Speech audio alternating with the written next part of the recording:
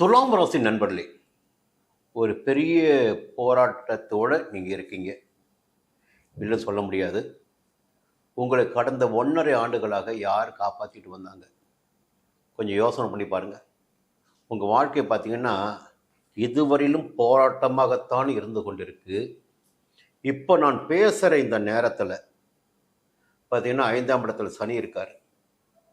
இப்போ குடும்பத்தில் தேவையற்ற குழப்பம், பிள்ளைகளால் நெருக்கடி, போராட்டம், தொடர்ந்து ஏதாகிலும் மனதிற்கு நெருக்கடி கொடுக்கின்ற தகவல்கள், எங்கே திரும்பினாலும் அடின்ற பக்கம் ஒரு பக்கம் போயிட்டுருக்கும். இன்னொரு பக்கம் பார்த்தீங்கன்னா, நான் பேசிக்கொண்டிருக்கின்ற இந்த நேரத்தில் 8ஆம் இடத்தில் குரு. எல்லாமே எதிர்மறையான பலன்களை கொடுத்திடக்கூடிய நிலையில் தான் கிரக சஞ்சாரம் இருக்குது. இந்த நேரத்தில் கடந்த 1.5 வருடம் பார்த்தீங்கன்னா, ஒரு அற்புதமான நிலைப்பாட்டினை நான் தொடர்ந்து என்னுடைய பதிவில் ஒரு விஷயத்தை சொல்லுவேன். ஒரு மனிதனுடைய வாழ்க்கை பிறப்பு முதல் இறப்பு வரை தீர்மானிக்கப்பட்டது. அந்த இறப்பு என்பது எத்தகையதாக இருக்கும் என்பதும் தீர்மானிக்கப்பட்டது. அந்த காலகட்டம் வரை அந்த மனிதன் வாழ்வதற்கு கிரகங்கள் அந்த மனிதனுக்கு உதவி செய்தாக வேண்டும். அந்த ரீதியில் பார்த்தீங்கன்னா 8 கிரகங்கள் கெட்டு போய் இருந்தாலும் ஏதாகிலும் ஒரு கிரகம் அந்த மனிதனுடைய வாழ்க்கைக்கு, வசதிக்கு, அடிப்படை தேவைகளுக்கு உதவி செய்து கொண்டிருக்கும். அந்த ரீதியில் தான் கடந்த 1.5 ஆண்டுகளாக ருணரோக சத்துருஸ்தானமான 6ஆம் இடத்தில் சஞ்சரித்து உங்களுக்கு யோக பலன்களை வழங்கி கொண்டிருந்தார் ராகு. உங்களை சமுதாயத்தில் நடமாட வைத்துக் கொண்டிருந்தார். நீங்களும் இருக்கீங்க, உங்களாலும் முடியும், நீங்களும் ஒரு ஆளு என்ற ஒரு தோற்றத்தை மற்றவர்களிடம் 6ஆம் இடத்து ராகு உருவாக்கினார். உடம்புல என்ன வந்தாலும் இருந்த இடம் தெரியாம உடனே போய்கிட்டு இருக்கும். எதிர்ப்புகள் என்ன வந்திருந்தாலும் அதுவும் கடந்து போயிருக்கும். வழக்குகள் வந்திருந்தாலும் அதுவும் தீர்ந்து போயிருக்கும். எல்லா ரீதியிலும் 6ஆம் இடத்து ராகு உங்களை அதிகபட்சமாகவே பாதுகாத்து வந்தார் என்பதை உங்களால் மறுக்க முடியாது. அந்த ராகு இந்த ஏப்ரல் மாதம் 26ஆம் தேதி 5ஆம் இடமான பூர்வ புண்ணிய ஸ்தானத்திற்கு வருகிறார். இதுக்கு முன்னாடி பார்த்தீங்கன்னா அந்த 5ஆம் இடத்துல வாக்கிய பஞ்சாங்கத்தின்படி இன்றும் 5ஆம் இடத்தில் தான் சனி பகவான் ஆட்சியாக சஞ்சரித்து கொண்டிருக்கிறார். அந்த இடத்திற்கு ராகுவும் வருகிறார்.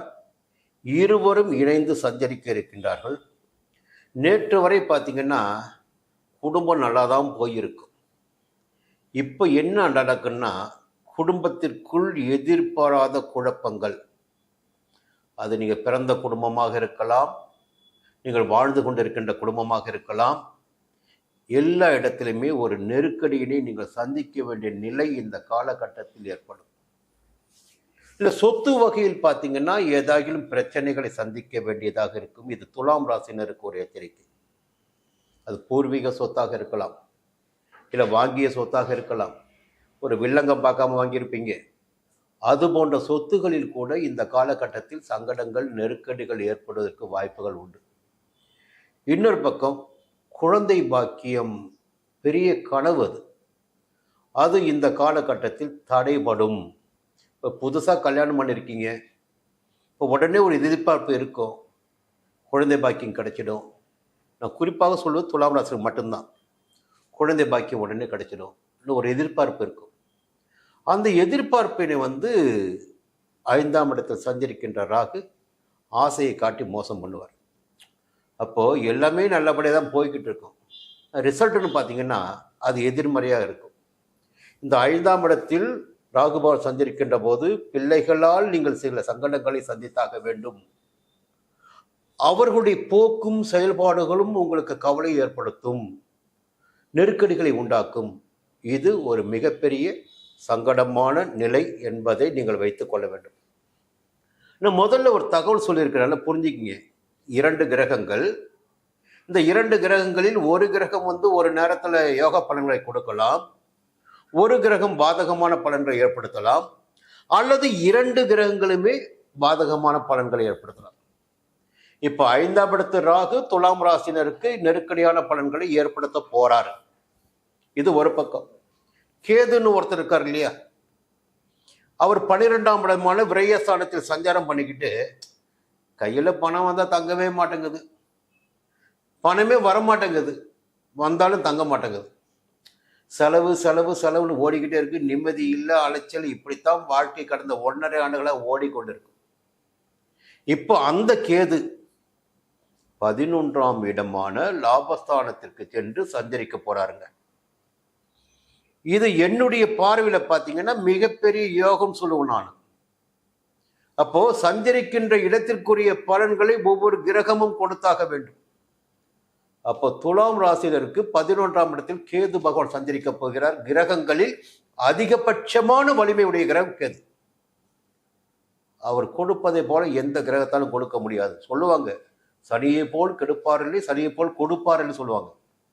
அதே வார்த்தைகள் கேதுவிற்கும் பொருந்தும். கேதுவை போல் கெடுப்பாரில்லை, கேதுவை போல் கொடுப்பார் என்று சொல்லலாம்.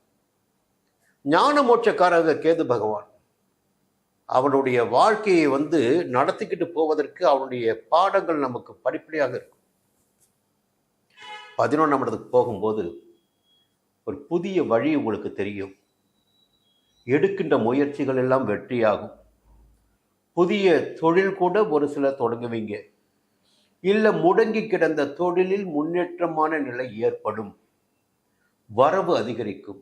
குடும்பத்தில் நிம்மதியும் சந்தோஷமும் இருக்கும். ஒரு பக்கம் ராகு கெடுக்கிறாருன்னா மறுபக்கம் கேது கொடுக்கிறாரு.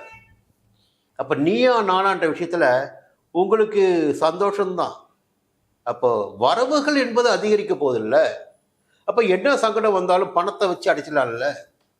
சந்தோஷம் நம்ம மனசுக்குள்ளே இருக்கும் இல்லை. 11ஆம் இடத்துக்கு ஏது சந்தோஷத்தை கொடுப்பாரு. நியாயமான சந்தோஷத்தை கொடுப்பார், நேர்மறையான சந்தோஷத்தை கொடுப்பார்.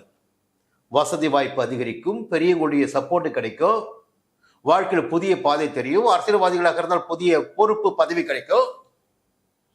எல்லா விதமான நன்மைகளையும் கிடைத்திடக்கூடிய காலகட்டமாக இந்த ராகுக்கு அது பெயர்ச்சி துலாம் ராசினருக்கு இருக்கு. பெருமையா சொல்ற, சந்தர்ப்பமா சொல்றேன்.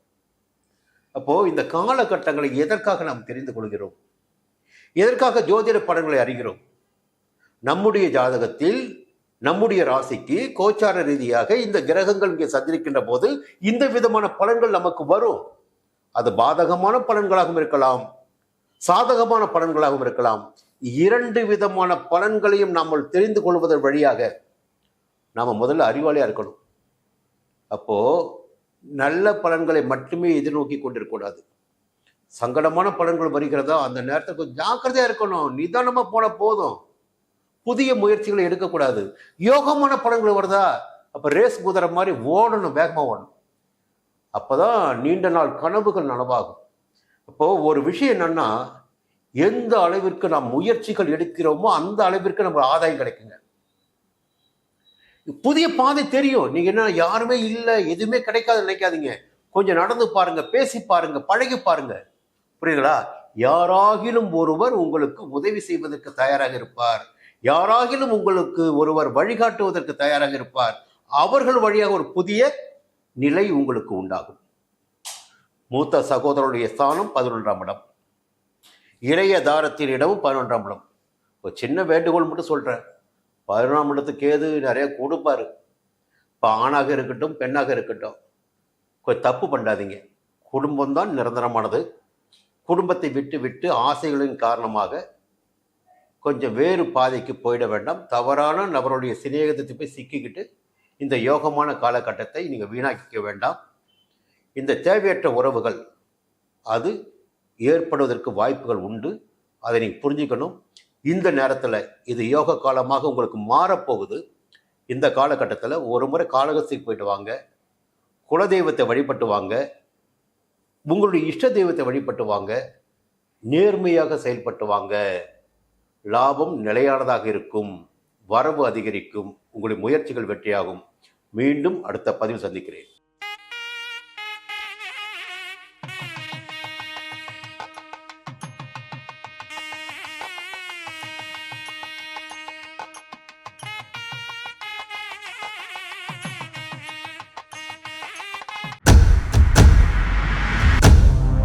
சன் அஸ்ட்ரோ நேயர்களே, உங்களுக்காகவே சன் அஸ்ட்ரோ தொலைக்காட்சி ஒரு புதிய பகுதியை அறிமுகம் செய்கிறது. உங்களுக்கு ஜாதகம் பார்க்க வேண்டும், உங்களுடைய எதிர்கால பலன்களை தெரிந்து கொள்ள வேண்டும், திறமையான ஜோதிடர்கள் வழியாக அதை தெரிந்து கொள்ள வேண்டும் என்ற எண்ணம் சிந்தனம் இப்போது மேலோங்கி இருக்கு. அதற்கு வழிகாட்டுதலாக சன் ஆஸ்ட்ரோ டிவி ஒரு புதிய ஆப்பினை உங்களுக்கு அறிமுகம் செய்ய இருக்கிறது.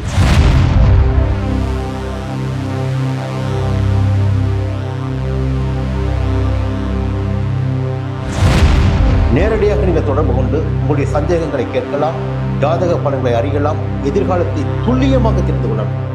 அந்த அளவிற்கு ஒரு புதிய ஆப்பினை பிரபலமான ஜோதிடர்களை வைத்து சன் ஆஸ்ட்ரோ தொலைக்காட்சி விரைவில் தொடங்கிட இருக்கிறது. அதற்கு உங்களுடைய ஒத்துழைப்பினை வழக்கம் போல் எதிர்பார்க்கிறேன். மீண்டும் அது பற்றிய விரிவான தகவலை உங்களுடன் பகிர்ந்து கொள்வேன். அதுவரை உங்களிடம் விடைபெறுகிறேன். நன்றி, வணக்கம்.